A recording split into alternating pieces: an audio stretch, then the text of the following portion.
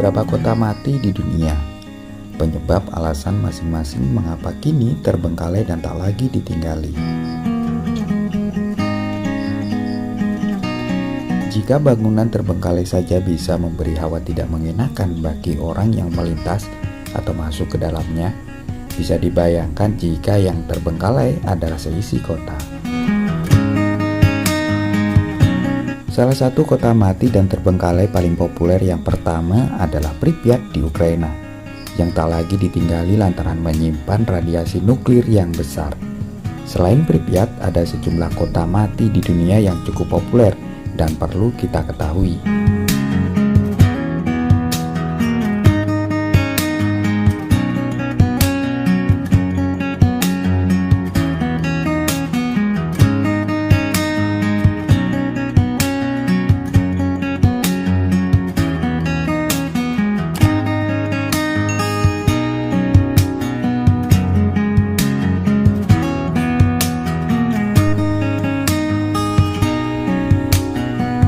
Salah satu kota mati dan terbengkalai paling populer yang pertama adalah Pripyat di Ukraina, yang tak lagi ditinggali lantaran menyimpan radiasi nuklir yang sangat besar. Selain Pripyat, ada sejumlah kota mati di dunia yang cukup populer dan perlu kita ketahui. Bencana yang menghancurkan terjadi di dalam reaktor nomor 4 pembangkit listrik tenaga nuklir Soviet di Chernobyl pada 26 April 1986. Kondisi itu membuat bahan radioaktif membumbung di langit Pripyat. Pripyat adalah sebuah kota yang paling dekat dengan lokasi ledakan tersebut, serta dihuni oleh para ilmuwan dan pekerja pabrik. Sekitar 36 jam setelah ledakan, sebanyak 49.000 penduduk dievakuasi oleh pemerintah dan tidak pernah lagi kembali ke kota itu. Sebagian dari mereka menderita sakit bahkan meninggal karena terkena paparan dari radiasi nuklir. Sejak saat itu, pihak berwenang Soviet kemudian menutup zona eksklusi sepanjang 28 km di sekitar Chernobyl, meninggalkan Pripyat sebagai kota mati. Padahal kota tersebut sebelumnya memiliki fasilitas lengkap dan banyak penduduk. Para ilmuwan memperkirakan kota itu mungkin saja kembali ditinggali, tapi sekitar berabad-abad lagi setelah tingkat radiasinya menurun dan hilang.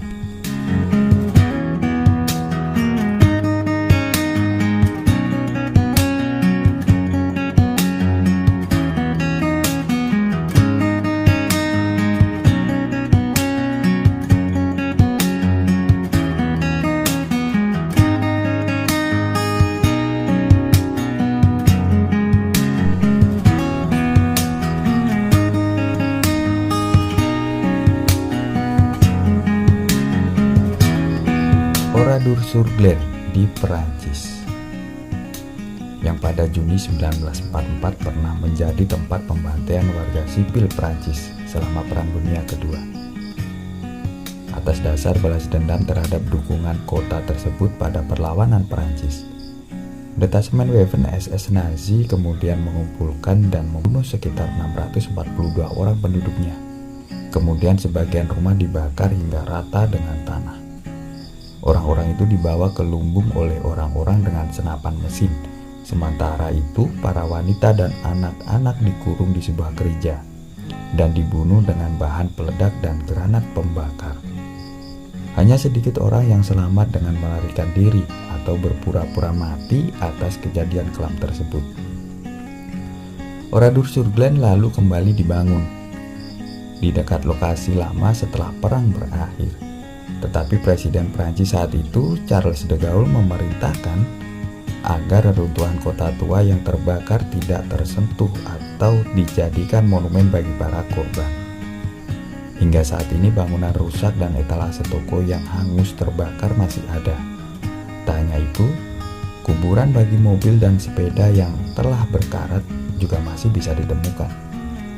Situs ini kemudian menjadi rumah bagi museum yang menyimpan koleksi relik dan kenangan-kenangan yang ditemukan dari puing-puing.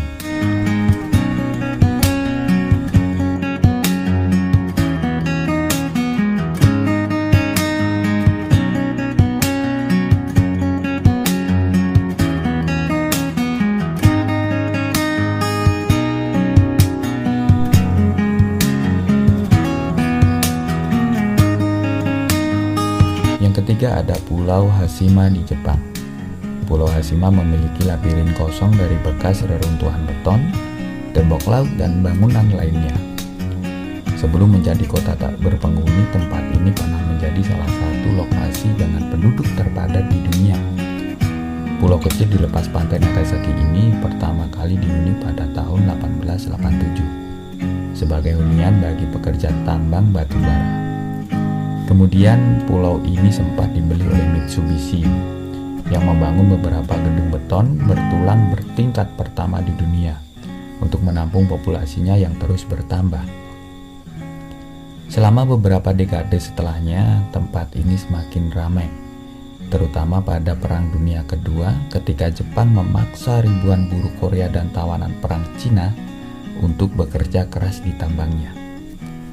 Pada tahun 1950-an, area seluas 16 hektar itu dipenuhi oleh lebih dari 5.200 penduduk. Sebagian besar pekerja menganggap kondisi itu tak lagi layak huni, dan kota itu perlahan ditinggalkan setelah tambang tutup pada 1974. Setelah sekitar 40 tahun ditinggalkan, bangunannya juga menjadi usang karena dimakan usia. Banyak dari gedung bertingkatnya yang masih dipenuhi dengan televisi tua dan peninggalan lainnya dari pertengahan abad ke-20. Fasilitas seperti kolam renang, tempat pangkas rambut, dan ruang kelas kini menjadi berantakan. Pulau ini secara resmi dibuka untuk turis pada tahun 2009 dan sejak itu menjadi inspirasi tempat persembunyian penjahat dalam film James Bond.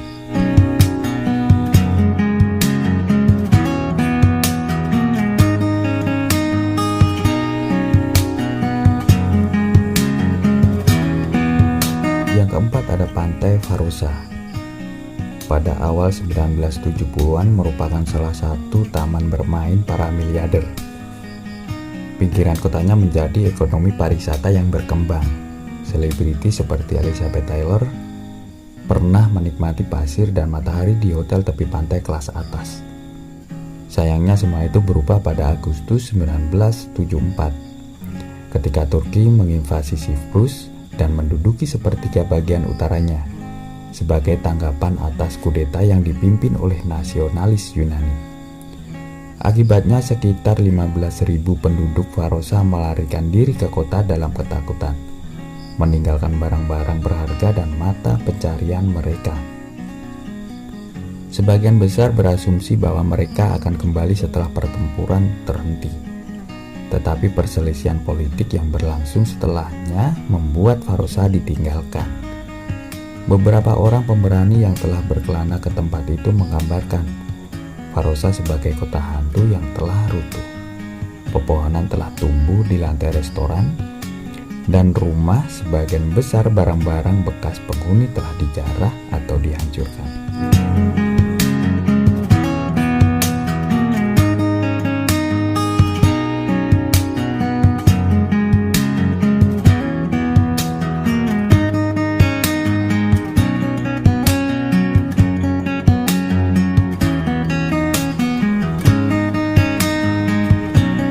Kota mati berikutnya adalah Badi di Amerika. Kota ini ditemukan pada tahun 1876. Tempat itu menjadi ramai setelah para penambang menemukan adanya emas dan perak di lereng bukit. Penambang yang gila emas berbondong-bondong datang untuk mencari emas dan perak di lereng bukitnya. Bahkan, populasinya melonjak hingga pada akhirnya mencapai 10.000 orang. Pada akhirnya, kota yang dengan cepat mendapatkan popularitas berkat emas dan perak itu menjadi sarang bagi kriminal, pelacur, dan sarang opium. Kota Badi pun bangkrut pada tahun 1880-an, dan serangan musim dingin yang ekstrim membuat orang-orang memilih mencari tempat yang lebih menguntungkan. Populasi terus menyusut sampai tahun 1940. Ketika penduduk terakhir akhirnya dikirim keluar. Sejak itu, Badi dikenal sebagai salah satu kota hantu yang paling terpelihara di Amerika, dengan sekitar 200 bangunan bobroknya dan masih dipertahankan.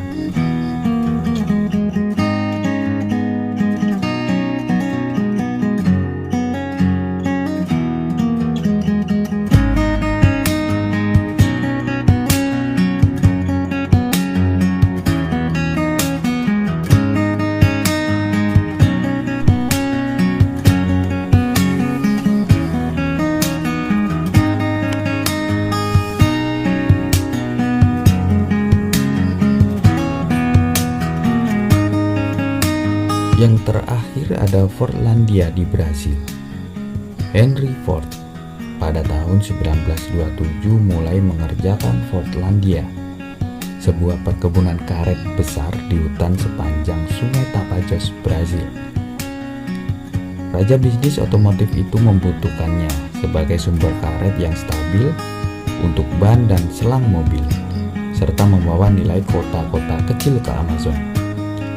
Henry pun berniat membangun perusahaan di tempat itu, lengkap dengan kolam renang, lapangan golf, bungalow, dan fasilitas lain. Sayangnya, rencana itu tak bisa terrealisasikan karena pohon karet Fordlandia menjadi korban jamur daun, dan para karyawan menderita akibat peraturan ketat kota, termasuk larangan minum alkohol. Bentrokan antara para buruh Brasil dan para manajer dari Amerika pun kerap terjadi, dan selama satu periode kerusuhan karena aturan kafetaria. Karyawan Fordlandia menghancurkan sebagian besar ruang makan dan truk-truk dibuang ke sungai. Setelah kejadian tersebut, Henry berniat mengatasi masalah yang terjadi, tapi gagal dan akhirnya tempat tersebut dijual ke pemerintah Brasil dengan harga beberapa sen dolar saja dan berakhir menjadi kota mati. Hanya para wisatawan dengan rasa ingin tahu besar yang datang ke tempat ini untuk melihat sisa-sisa bangunannya.